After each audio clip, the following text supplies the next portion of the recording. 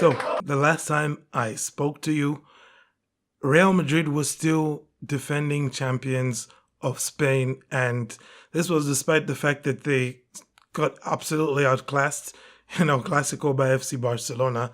And coming into this, I was thinking of just spending a few minutes just, laughing at Real Madrid, just absolutely trolling, the Madridistas or the people from the start of the season who gave Barcelona absolutely no chance of winning La Liga. Now that we're here that they've won La Liga, of course, I was going to just go in after them and, just basically be out here being a, to use an old people's word, rambunctious guy. Okay? That's right. I know words like rambunctious. That's what I was going to be. But during the day, as I was, doing my usual stuff, in fact, I should mention it's why I wore the white Barcelona kit, because, I was about to go on a tear making fun of the team that wears white but doesn't win anything, stuff like that. I was going to just be unruly, okay? But during the day, as I was preparing, thinking about how to handle this, heading here to where I'm recording from, while I was on my job, all that stuff, because, swearing to fit the whole day.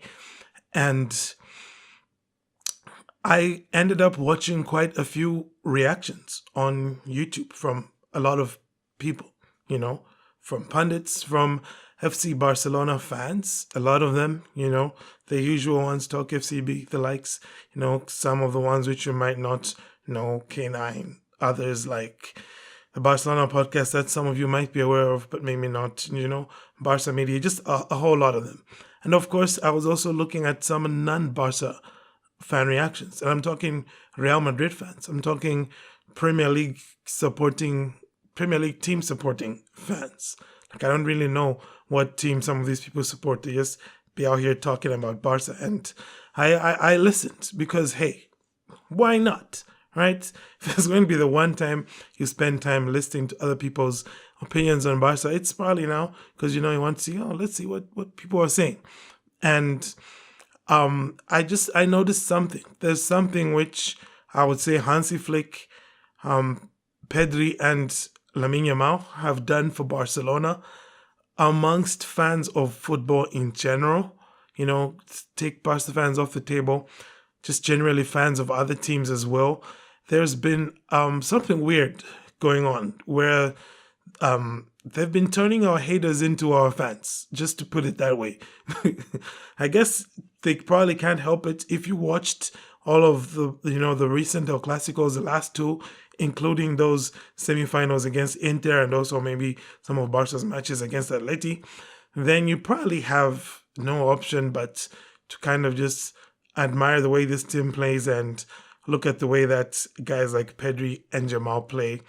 And, it probably leaves you feeling more like, you're kind of low-key rooting for them, which I'm not accustomed to. And for me, it feels very deceitful on the part of some of these fans, because I'm out here wondering, like, okay, where was this energy last season? Especially since, a lot of these people are speaking and they're sounding like Barcelona went from being as terrible as, I don't know, Spurs in the Premier League. Like Barca went from being that bad to being this good as they are right now. Just like, overnight, or, the click of a finger or thumb.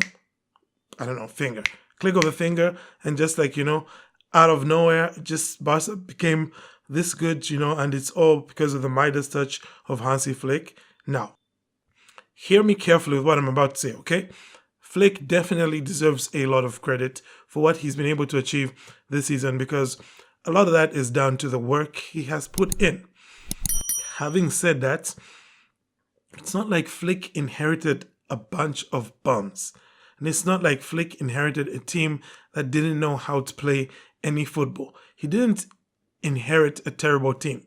Okay, Barcelona were in the quarterfinals of the Champions League just last year, and save for some, boneheaded moments from, Ronald Araujo, poor guy.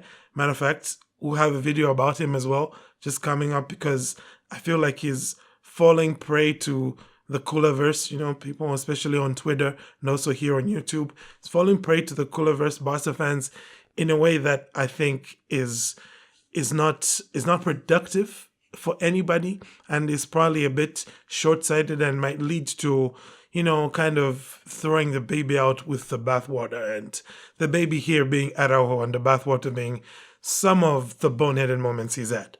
But, boneheaded moments in Araujo aside, my point is this Barcelona team just last season could have very easily have gone as far in the Champions League as they went this season, and maybe even further, because, I don't doubt they would have beaten Dortmund last season where PSG failed.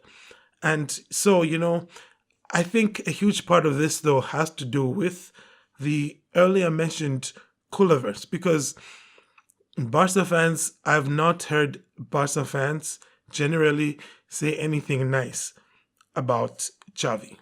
Just to put it that way, right? About Xavi, about the team from last season. And everybody's acting so shocked that the team this season has been, somewhat better. I say somewhat better because look at the points tally from last season, look at the points tally from this season. It's not a very big difference. Not as big of a difference as people are making it look. In fact, just look at the losses column. It's not too different either, right? So, in my opinion, yes, there's been an improvement in Barcelona from last season, but that improvement is nowhere near as dramatic as people are making it sound. Now, like I said, I understand why a lot of these people are saying this, because I picked this up when I was watching a lot of the reactions from the Premier League fans, right? A lot of them would, preface what they were saying when giving their opinion by saying, hey, I don't actually watch a lot of Barca.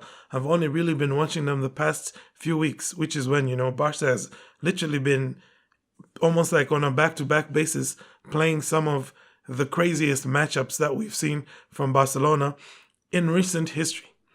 And it makes sense that that's when they got to watch Barca. But they haven't previously won Barca.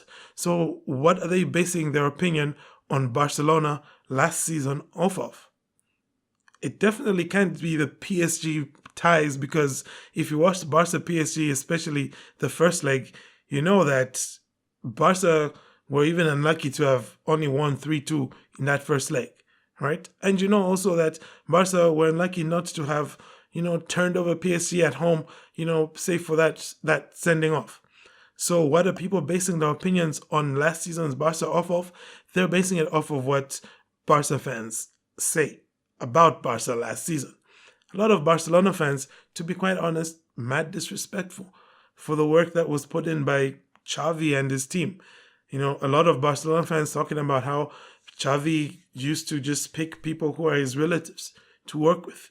And, you could feel some way about that or not, but you still have to look at what were they doing? What were they able to accomplish? What were they working with? Majority of the time, Barcelona was being managed by Xavi. He had at least one of Pedri, Dembele, De Jong, Araujo, Christensen, and Balde out injured for huge periods of time.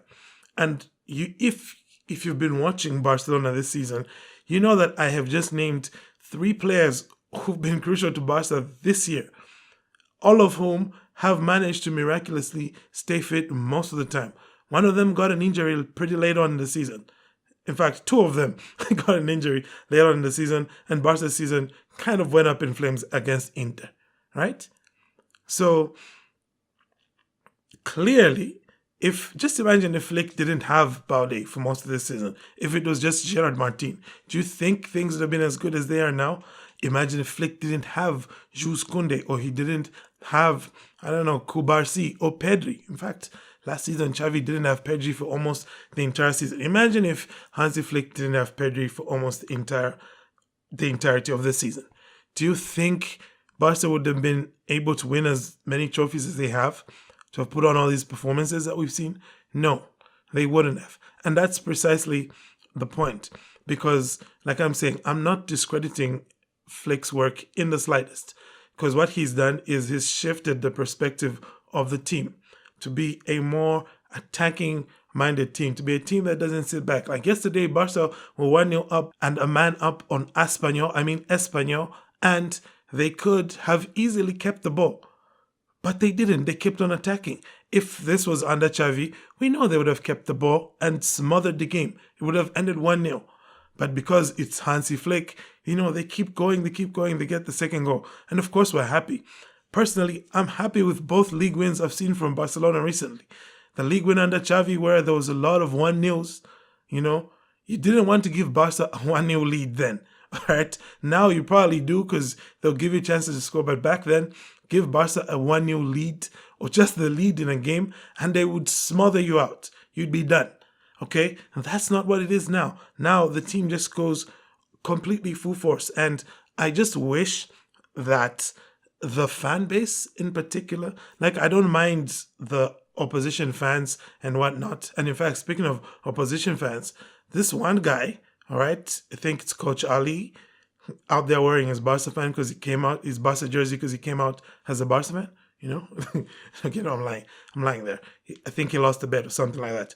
But he is the one reaction video I watched that actually gave credit to Xavi's work that has brought Barca these results. Because guess what? Hansi Flick didn't build this team that he has. Xavi did. However you might feel about that, Xavi, Deco, they're the ones who built this team. So Hansi Flick, of course, did his magic with said team and is making them a monster. But remember who first saw the idea of putting these people together. That's all that I'm saying. Because I know for a fact there's going to be some dumbass Kool-Aids who are going to be trying to disrespect what came before. Which for me, it tells me really that those people are more glory chasers than they are actually fans of the club. Because this season, as I have been going through it personally, it's reminded me of it's helped me understand why I am a Barca fan. Okay? It's because at Barcelona, there's really no such thing as history. Because our history is also our present and it's also our future. It's not just our history. It doesn't stay there. Our history influences everything that we do. Everything that we did in the past, we're still doing today and we'll still do in the future because of how the club is knit together. And the thing that holds the club together, we're not like a Real Madrid or Bayern Munich. And it's probably why maybe we might not be able to do the kind of winning in the Champions League that Real Madrid has done, because unlike Real Madrid, we are not pragmatic. That's not Barcelona. A pragmatic team doesn't keep Lewandowski this season. They let him go. Just like a pragmatic team over in Madrid let go of Joselu. And look how it ended. Similarly as well, a pragmatic team like Barcelona sometimes will make mistakes like giving out big ass contracts to players when you shouldn't and you should probably let them go. But the reason why Barca do that is because of one thing and one thing only, which I realize is the reason why I'm a Barca fan, and it's passion. And it's because there is that passion in everything that we do. That's why we love seeing a La Masia kid wearing a Barcelona shirt, because we know that he has the passion. That's why we still hold on to Johan Cruyff and everything that we got from Johan Cruyff and his era, because Johan Cruyff had a passion for this club.